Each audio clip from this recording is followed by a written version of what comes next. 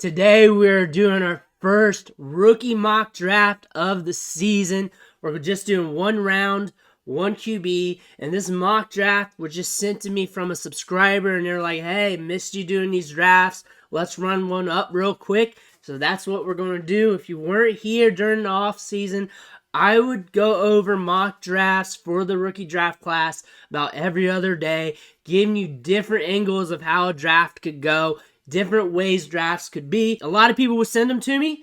I would get a bunch of drafts off the internet. I would be in a lot of drafts. I'd make up drafts. I did my best to get you as many situations as possible. And we're going to hit the ground running right now with the first rookie mock draft of the season, and there's going to be plenty more to come. At the end of this draft, I'll give you my 2 cents, but we're going to run through this real quick, and I'll give you some stats and stuff on the players like I always do. With the first pick of the first mock draft of the season, you know who it's going to be. It's Bijan Robinson, running back from Texas. Doesn't matter what the format is. 2QB, 3QB, 4QB.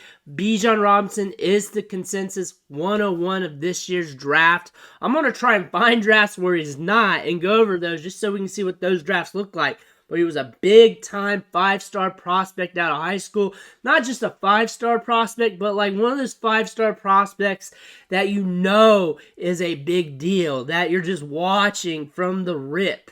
The consensus 101 in all formats. He has good size, speed, burst, receiving ability. He's elusive. A week doesn't go by where he just kills social media with a highlight. He is that type of dude. He's like Saquon Barkley-esque, Jonathan Taylor-esque, that type of running back. He's productive, back-to-back 1,000-yard seasons. He is that type of running back we're looking at. A lot of people have been collecting 101 draft picks or first-round draft picks with the chance to get Bijan Robinson. He is the prize trophy of this year's draft. Going on to the 102, the second pick of this draft, we're going to wide receiver, and these guys drafted Jackson Smith-Njigba, wide receiver from Ohio State. 2022 has been a lost season. Not much playing time from him, not much production, not much of anything. But last year, during sophomore season in 2021, was the chef's kiss.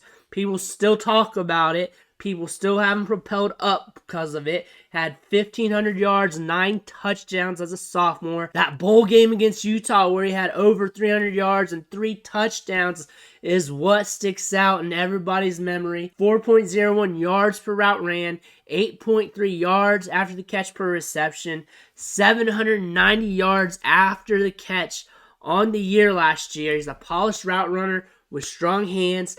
Came out of high school strong route running as well. We went over that tape long in the archives of this channel of his high school tape, his high school clips, going over his route running. And this dude was stout, and he was stout at Ohio State. Pretty much quickly transitioned there with all that talent on Ohio State at the wide receiver position. He was able to stand out, which is a hard thing to do there. He can make big plays, and we all know he can take over games. Speaking about taking over games, I got another wide receiver who has proven that they can do it. He's done it with multiple teams. You probably guessed it by now.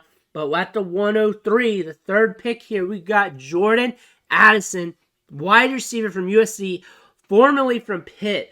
Broke out as a freshman at Pitt with a 23.31% market share of their passing production. Then the next year he blew up. He blew up in a way that Kenny Pickett got drafted in the first round.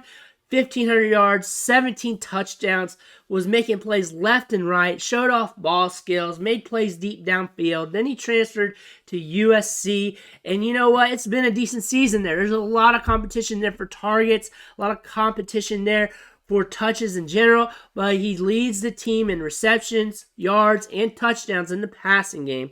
He's caught 59 balls for 875 yards and 8 touchdowns while owning a 21.47% market share of USC's passing production. Jordan Addison's been a good wide receiver throughout his career, and he has shown why with the numbers. But we're going to go back to the running back position. And I'm going to be talking about the running back position a lot this year. Like, no joke, the running back position is strong. This is where we should be hammering our picks at. This is where they went in the 4th pick of this draft, the 104, and they drafted Jahmyr Gibbs, running back from Alabama, formerly from Georgia Tech. Big-time high school recruit who was productive at Georgia Tech and for 2 years. Before transferring to Alabama, he's a proven pass catcher. He has burst in the open field, solid dead leg.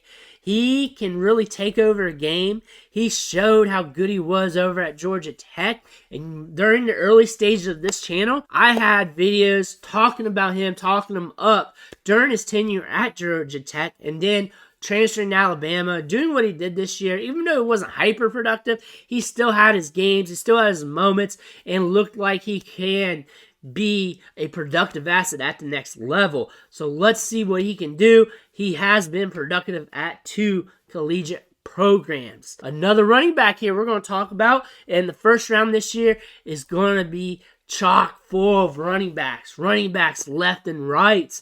At the 105, the 5th pick here, we're looking at Sean Tucker, running back from Syracuse. 14 100-yard games in the last 2 years, back-to-back 1,000-yard seasons. He has caught 63 passes over the course of his career, 3.51 yards after contact per attempt, 10.7 yards after the catch per reception on his career. This guy can run between the tackles.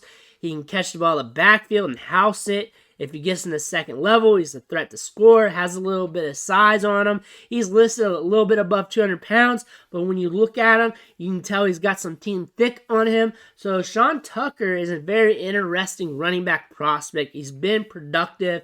He's been very consistent over the course of his career. His 2021 season is better than his 2022 season, but still, this guy's got some juice and some wiggle in his game. Talking about another athletic prospect here. This guy is an enigma when it comes to athleticism. Should be drafted in the first round and is one of the top wide receivers in this year's draft. And we're talking about Quentin Johnston, wide receiver from TCU. He's being drafted here at the 106, the 6th pick in this draft. And a first-round prospect. He's projected to be there. I can't see him not being there. Good athleticism. Even though he had a slow start to the 2022 season, he still finished strong, still had some productive games. Broke out as a freshman in 2020 with a 24.81% market share of TCU's passing game. He's got the size, adjusted athleticism to set him apart from the rest of the wide receivers in this year's class. Moving on to the next pick at the 107, we're looking at another running back. Zach Evans, running back from Ole Miss, formerly from TCU. He has good size, adjusted athleticism, big-time 5-star recruit coming out of high school. Athleticism was pegged on him when he was coming out of high school. A lot of people was wondering what he was going to be like, what he was going to look like once he stepped on the college football field. Started his career at TCU, then finished at Ole Miss, where he rushed for 893 yards and 8 touchdowns while sharing the backfield. Where he gets drafted and when he gets drafted is going to significantly impact his dynasty value. Very intrigued with how the NFL evaluates him. Moving on to the 108, the 8th pick in this draft. And you know what? It's another running back. Another running back's coming off the board. It should be a lot of running backs coming off the board. And we're looking at Tank Bigsby, running back from Auburn. He's another big running back recruit coming out of high school. This guy can block his face off. He's physical. He's assertive. He's got good size adjusted athleticism, a little bit of pop in that step. 4.16 yards after contact per attempt this season and has 460 missed tackles. This guy's got some goods in his game. Moving on to the 109, the 9th pick in this draft.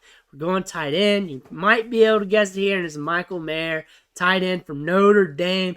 Has been one of the top tight ends in college football throughout his career. Candidate to get drafted in the first round, probably will be. Has the prototypical size. He gets open, runs decent routes, catches the ball, has good ball skills. So there's a tight end for you in this year's draft. Moving to the 110, 10th player off the board here. We're going to the quarterback position. Very interesting here for 1 QB, but Bryce Young, quarterback from Alabama, is coming off the board here. For many, he's the QB1 of this year's class. If not, he's one of the top guys, QB2, QB3, depending on how you like your quarterbacks. He's accurate, makes quick decisions, can thread the needle downfield, long track record of success, fast mental processor, makes big plays, can wow ya. Bryce Young here at 10. Moving on to the 11th pick here off the board, the 111. And we're looking at a wide receiver, and it's Josh Downs, wide receiver from North Carolina. He has been productive throughout his career. back-to-back 1,000-yard seasons. He's a technician, creates separation, got good short area quickness, and could be the diamond in the rough for this year's draft. Probably will be the cheapest of the top wide receiver prospects in this draft as well, especially from a dynasty perspective. Moving on to the last pick of the first round in this draft. We're only doing one round today. The 112 is Kendre Miller, running back from TCU. Really turned it on this season. Last year, we saw a little bit of what he can do. Saw that pop in the step, but he blew up this year with 7 100-yard games. Tremendous size, adjusted athleticism. He's very agile for his size. Nasty dead leg in the open field. 3.61 yards after contact per attempt. 21 carries of 15 yards or more. And what I think about him when I look at this season, not a player comparison, but like career arc comparison. And it kind of compares to Kenneth Walker, how he just came on late in his career. Kendre Miller comes on late in his career. Going to probably get some extra draft capital because of that. Has looked good, has the size, has the athleticism, has the goods. So Kendre Miller could be a steal here at 112, but we got a lot of good running backs in this year's draft. This draft is stacked at running back, and I'm looking forward to going over it. Going over this draft real quick, one thing I want to point out is going tight end in the first round. I get it feels kind of juicy with some of the prospects here, but that's a little rich for my blood. 1 QB, even though the quarterbacks seem all right at the top, I kind of want to keep pounding wide receivers and running backs. I feel like the running backs are going to climb the board here as we get into the spring, as we get into draft season. I feel like the wide receiver position, there's some goods here, but not near as strong as last year. There are some opportunities here, but I'm not going to really nitpick it too much right now because I got like a million videos to do throughout the draft season to do so. But I feel like there's some strength here, but not near as strong as last year. I feel like last year should have been the year that you just hammered wide receiver and waited on this year and just hammered running back. And from a macroeconomic standpoint, you probably would have hit it on a couple players if you followed that strategy or been following that strategy. Because looking at that, just each group or buckets of players, I could really see just hammering the wide receivers from 2022 and then hammering the running backs from 2023. I think from the mix of all that, you hit on a couple of each, and you're probably going to be good to go for your team on the long term, but that's from a macro standpoint. But here it is, the first rookie mock draft on the channel for this year. I'm excited to do these all off season long to help you guys out. Let me know what you want to see next. I'm slowly starting to put in more Dynasty, more rookie draft content back on the channel because we are starting to get into the off season, and I'm here for you. But make sure you hit that subscribe button on the way out. It's only going to help you. I'm going to help you set your lineups for redraft, Dynasty, going forward for the season, waiver wire pickups, stashes, more Dynasty content, a ton of rookie draft content. Nobody has more rookie draft content than me right here. So you have to hit that subscribe button so you don't miss out, because I'm going to be dropping more this year than I did last year, because I'm piping hot, pumping out these videos, and I don't want to stop. But I want to thank you for watching, and I'll catch you on the next video.